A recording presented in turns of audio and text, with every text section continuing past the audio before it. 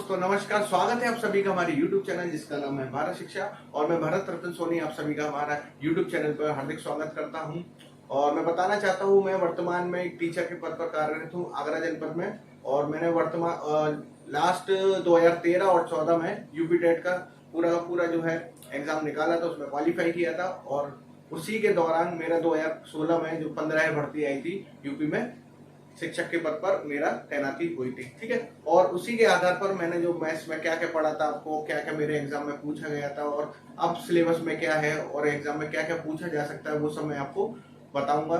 धीरे धीरे देखिएगा, घबराने की कोई जरूरत नहीं है। यूपी टेट का सिलेबस बहुत आसान है और आसानी से आप निकाल सकते हैं। बस धैर्य बनाए रखिएगा। पूरा का पूरा यूपी टेट का मैथ्स में आपका कंप्लीट कराऊंगा शुरू से लेकर स्टार्टिंग तक। और प्लीज हमारे अगर लेक्चर आपको पसंद आए तो प्लीज वीडियो को लाइक एंड सब्सक्राइब जरूर करिएगा और आगे भी हमारे वीडियोस को फॉरवर्ड करिएगा।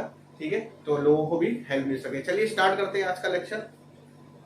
तो यूपी टेट के सिलेबस में आप देख सकते हैं मैथ्स में क्या क्या आता है। टोटल नंबर जो एग्जाम में जो पूछे जाते हैं मैथ्स में, जो जितने क्वेश्चन पूछे जाते हैं, टोटल उनका जो काउंट होता है वो होता है 30। मतलब 30 नंबर की मैथ्स आपकी यूपी टेट के जरूर आएगी। ठीक है, एक एक नंबर के सारे एक या दो एक नंबर के क्वेश्चन होते हैं। ठीक है, तो मैथ्स का पूरा वेटेज होता है 30 नंबर का। ठीक है, उसमें एक एक नंबर के सारे क्वेश्चन हर एक चैप्टर में से लगभग पूछे जाते हैं।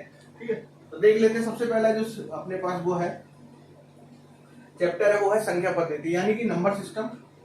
नंबर सिस्टम में आपसे पूछेगा कि इसमें से कम एक या दो नंबर का एक क्वेश्चन जरूर बनता है जो यूपी टेट के एग्जाम में आपसे पूछा जाता है। ठीक है, तो यूपी टेट के एग्जाम में नंबर सिस्टम में आपसे पूछेगा कि किस टाइप की संख्या है, इसमें होल नंबर क्या है या फिर इसमें इंटीजर क्या है, यानी होल नंबर पूर्ण संख्या क्या है, इंटीजर यानी पूर्णांक संख्या क्या है। ठीक है, और पूछ सकता है नेचुरल नंबर क्या हो सकता है। ठीक है, और इसके अलावा आपसे पूछा जाएगा इकाई का अंक, दहाई का अंक, स्थानीय मान प्लेस वैल्यू और फेस वैल्यू यानी कि जाति मान। ये सब सारे क्वेश्चन संख्या पद्धति में हम रखेंगे, उनको पढ़ेंगे। ठीक है, नेक्स्ट चैप्टर वो आ जाता है, वो है लासा और मासा यानी एलसीएम एंड एचसीएफ। ठीक है, इसका भी बहुत वेटेज है यूपी टेट में। ये भी 1 से 2 नंबर का क्वेश्चन पूछा जाता है कम से कम है। तो 1 नंबर का क्वेश्चन आएगा, 1 या 2 नंबर के 2 क्वेश्चन आएंगे। ठीक है, एलसीएम और एचसीएफ आप पहले भी पढ़ चुके होंगे छोटी क्लासों में। ठीक है, 8th 9th से स्टार्ट हो जाता है, 6 7 से।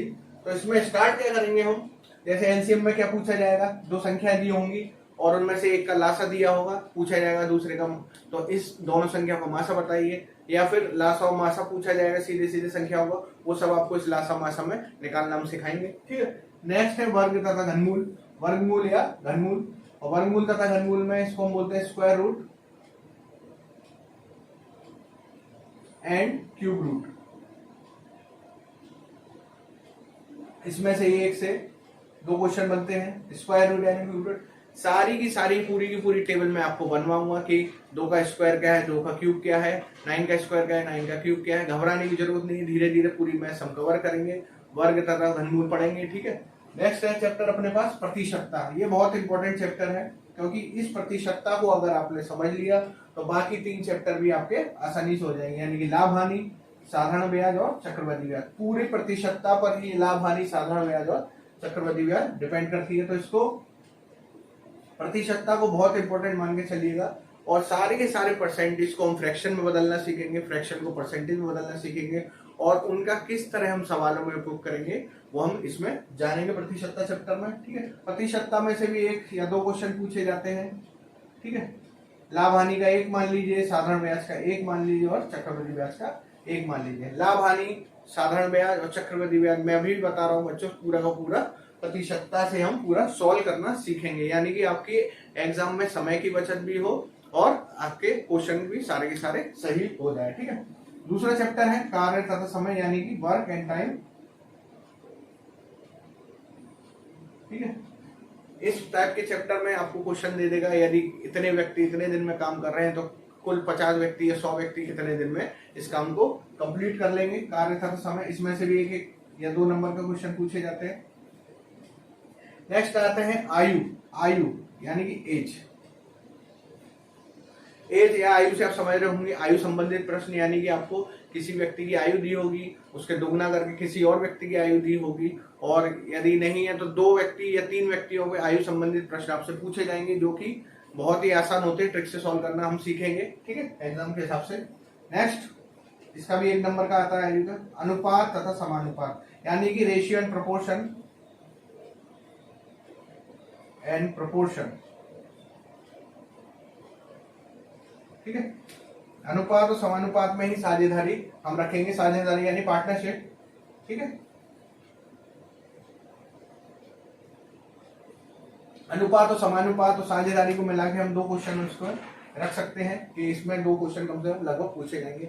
अनुपात निकालना सीखेंगे हम बच्चों के किस तरह, दोस्तों सॉरी, एग्जाम में किस तरह से अनुपात और समानुपात को हम सॉल्व करेंगे और उसको परसेंटेज में भी चेंज करेंगे।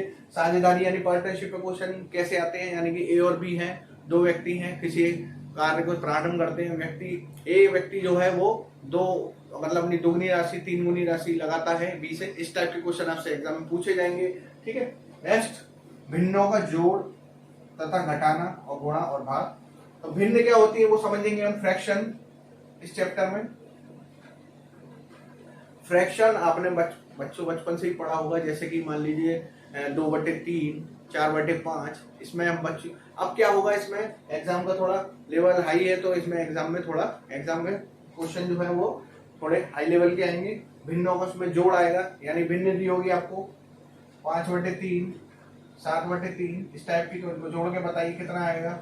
या फिर भिन्नों को कंपेयर करना आएगा, यानी फ्रैक्शन कंपैरिजन आएगा, कौन सी भिन्न बड़ी है, उनका जोड़ घटाना भी पूछ सकता है, भाग भी पूछ सकता है। इसी में हम फ्रैक्शन के अलावा इसी में हम डेसिमल यानी दशमलव को भी कवर करेंगे। इसको भी हम 1 या 2 नंबर में रख सकते हैं। ज्यामिति एंड बीजगणित, ये तो आपने पढ़ी होगी, ज्योमेट्री यानी कि त्रिभुज, ठीक है। और तुम्हारा है जो त्रिभुज के अलावा आपके समांतर चतुर्भुज, सारे के सारे चतुर्भुज जो भी वर्ग, आयत, ये सारे के सारे हम ज्योमेट्री या इसमें कंप्लीट करेंगे ज्यामिति में। फिर आएगा बीजगणित, यानी कि ए बी सी जितने भी अपने पास वेरिएबल होते हैं एक्स और वाई पे आधारित क्वेश्चन, वो सारे के सारे बीजगणित में पूछे जाएंगे। बीजगणित के सारे फॉर्मूला a+b का होल स्क्वायर b और a-b का होल a³ b³ वाले सारे के सारे फॉर्मूले हम इस बीजगणित में कवर करेंगे। इसमें हम 2 से 4 नंबर कवर करके चलते हैं, ठीक है, दोनों ही। ज्यामिति और बीजगणित बहुत ही इंपॉर्टेंट चैप्टर है इसके पूरे सिलेबस के। नेक्स्ट आ जाता है मेंसुरेशन। मेंसुरेशन आपने बचपन में पढ़ी होगी, 8th से स्टार्ट हो जाती है।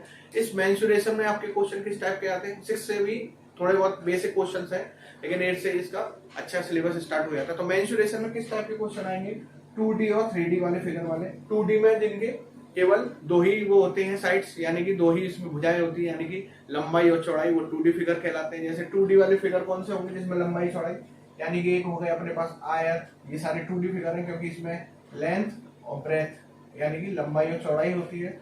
3D फिगर्स इसमें होते हैं, लंबाई भी हो, चौड़ाई भी हो और ऊंचाई भी हो। ऊंचाई को ऐसे दिखा दीजिए, ठीक है, जिसमें लंबाई और चौड़ाई और ऊंचाई तीनों हो, लेंथ ब्रेथ और हाइट, ठीक है। 2D और 3D फिगर को इसमें हम कवर करेंगे। इसमें सिलेबस में कम से कम 2 क्वेश्चन तो जरूर बनते हैं। घड़ी एवं कैलेंडर, ठीक है, घड़ी एवं कैलेंडर आपको मैथ्स में कभी बहुत ही रेयर केस में देखने को मिलेगा, जो रीजनिंग वाले सिलेबस है उसमें ज्यादा आपको देखने को मिलेंगे। तब भी मैंने इसमें डाल दिया घड़ी एवं कैलेंडर, इसमें एक क्वेश्चन हम मान के चलते हैं। नेक्स्ट देख लेते हैं हम आंकड़ों का प्रस्तुतिकरण, ठीक है। तो आंकड़ों के प्रस्तुतिकरण में हम पिक्टोग्राफी और पाई चार्ट पे आधारित क्वेश्चन देखेंगे, ठीक है। पाई चार्ट में जैसे मान लीजिए कुछ सर्कल दिया होगा, इसमें परसेंटेज दिए होंगे, ये 30% है, ठीक है, ये 70%, ऐसे करके क्वेश्चन दिया हो। 30 नहीं, इसको मान लेते हैं 40% और ये 70%, ठीक है। तो इसी के आधार पर हमें क्वेश्चन पूछे जाएंगे एग्जाम में। इस तरह के पाई चार्ट बनाया जाएगा क्वेश्चन में, एग्जाम में पिक्टोग्राफी दी जाएगी। नेक्स्ट आ जाता है माध्य का बहुलक, ठीक है। इसमें टेबल के फॉर्म में डेटा दिया होता है, ठीक है, उसका हमें माध्य निकालना होता है, यानी मीन और मीडियन निकालना होता है, ठीक है। इन दोनों को हम एक एक क्वेश्चन मान के चलते हैं। नेक्स्ट आया था गणित शिक्षण पर। गणित शिक्षण ये बेसिक एग्जाम में पूछे जाते हैं, ठीक है, कि किस तरह आपके एग्जाम में क्वेश्चन पूछे, गणित में शिक्षण किस तरह से किया जाता है, उसके एक क्वेश्चन जरूर बन जाता है, ठीक है। नेक्स्ट आता है विविध। विविध कोई चैप्टर नहीं है, इसमें मिसलेनियस यानी कि विभिन्न प्रकार के प्रश्न जो सिलेबस के आउट ऑफ सिलेबस है, उसमें से क्वेश्चन कुछ अपने जो क्वेश्चन जो छुपा के रखते हैं वो एग्जामिनर, उसमें इस टाइप के क्वेश्चन जरूर पूछे जाते हैं। तो विविध में भी 2 या 3 क्वेश्चन बन जाते हैं। ठीक है, तो आप देख सकते हैं यूपीटेट का सिलेबस बहुत ही आसान है। धीरे धीरे हम चैप्टर वाइज हम पढ़ेंगे और किस तरह से एग्जाम में क्वेश्चन पूछे जाते हैं। धीरे से मतलब लोअर लेवल से हाई लेवल तक हम सारी की सारी पढ़ाई